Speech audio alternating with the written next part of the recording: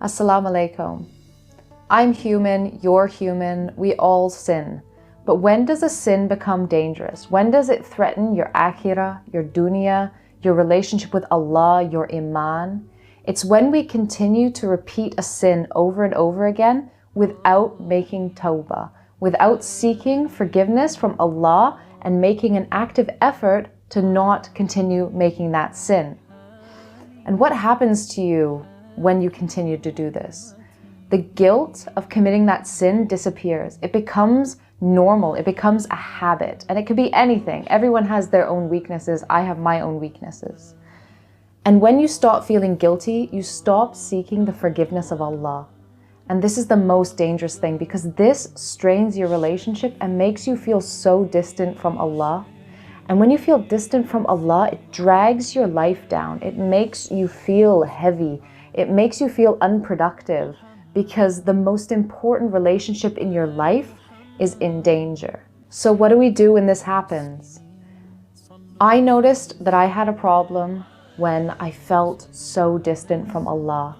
And when I felt distant from Allah, nothing felt right in my life. Everything could be going right and nothing felt right, because the most important thing in my life was not how it should be at that time.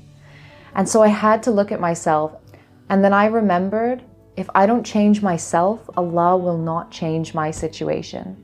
So I looked at my life and I looked at the sin that I had been repeating, and I asked Allah sincerely to forgive me. I asked Him to give me the strength to leave this sin and to do better. And immediately I saw things changing in my life. Alhamdulillah. I saw things changing because I was changing. And I was committing myself back to Allah, and it was lifting this weight off of me, which is almost like a depression. We talk about the blackening of the soul, but the Prophet, peace be upon him, spoke many, many times of how forgiving Allah is, and that He will continue to forgive you for your sins so long as you keep repenting. The problem is when we stop repenting, and that happens when a sin becomes a habit.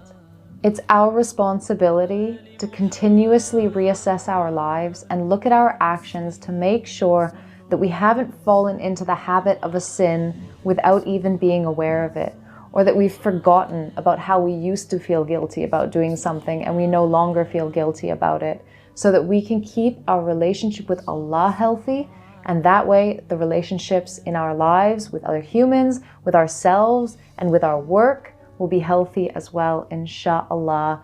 Assalamu alaikum.